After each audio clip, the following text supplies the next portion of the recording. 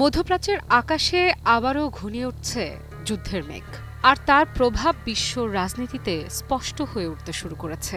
যুক্তরাষ্ট্র কি সত্যি নতুন করে সামরিক অভিযানের পথে এগোবে? আর যদি এগোয়, ইরান কি প্রতিশোধে কোনো সীমা মানবে? এরকম নানা প্রশ্নে মধ্যপ্রাচ্যের বাতাস ভারী হয়ে আছে। উত্তরের অপেক্ষায় পুরো বিশ্ব।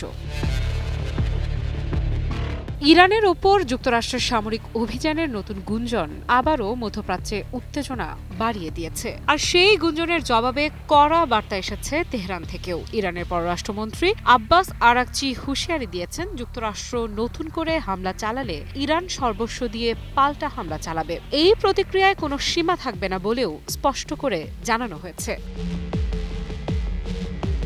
ইরানের বিরুদ্ধে যুক্তরাষ্ট্রের সম্ভাব্য সামরিক অভিযানের আলোচনা পাশাপাশি মধ্যপ্রাচ্যে মার্কিন রণতরী ও যুদ্ধবিমান মোতায়েনের খবর পরিস্থিতিকে আরও ঘোলাটে করে তুলেছে। কূটনৈতিক অঙ্গনে শুরু হয়েছে নতুন হিসেব নিকেশ। বিশ্লেষকেরা বলছেন, এই মুহূর্তে একটি ভুল সিদ্ধান্ত পুরো অঞ্চলকে বড় সংঘাতের দিকে ঠেলে দিতে পারে।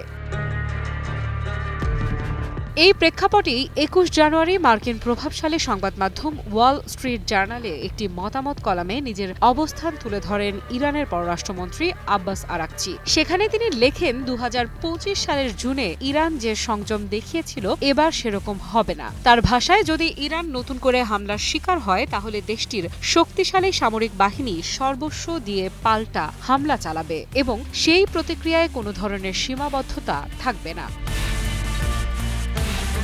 এই বক্তব্যকে শুধু কূটনৈতিক সতর্কতা হিসেবে দেখছেন না আন্তর্জাতিক বিশ্লেষকেরা। তাদের মতে এটি যুক্তরাষ্ট্র ও তার মিত্রদের জন্য একটি স্পষ্ট বার্তা, ইরান এবার আর আগের মতো সংযম দেখাবে না। পরিস্থিতি যে কতটা স্পর্শকাতর তা বোঝা যায় সাম্প্রতিক ইতিহাসের দিকে তাকালেই।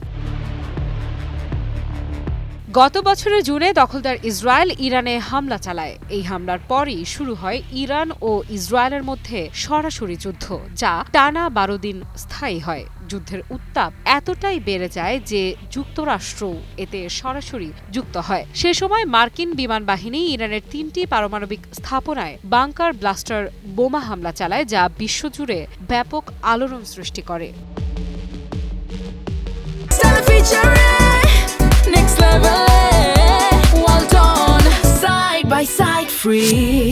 ওই অভিজ্ঞতার কথাই নতুন করে মনে করিয়ে দিয়েছেন আরাকচি। তার কলামে তিনি লিখেছেন, এটি কোনো হুমকি নয়, এটি বাস্তবতা। তিনি বলেন, একজন কূটনীতিক ও সাবেক সেনা হিসেবে তিনি যুদ্ধকে ঘৃণা করেন, তবে বাস্তব পরিস্থিতি সম্পর্কে সবাইকে পরিষ্কারভাবে জানানো তার দায়িত্ব বলেই মনে করেন তিনি।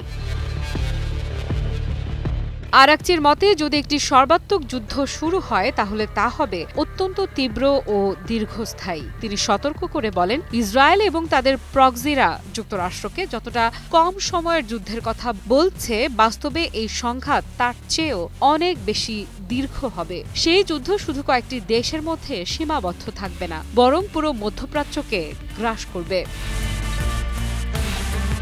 ইরানের পররাষ্ট্রমন্ত্রীর আশঙ্কা, এই ধরনের যুদ্ধের প্রভাব শুধু আঞ্চলিক পর্যায়ে সীমাবদ্ধ থাকবে না, এর ঢেউ ছড়িয়ে পড়বে বিশ্বজুড়ে। সাধারণ মানুষের জীবন, বৈশ্বিক অর্থনীতি, জ্বালানি বাজার এবং আন্তর্জাতিক নিরাপত্তা সবকিছুই মারাত্মকভাবে প্রভাবিত হবে। আফরিদা ইফরা, নিউজ 24।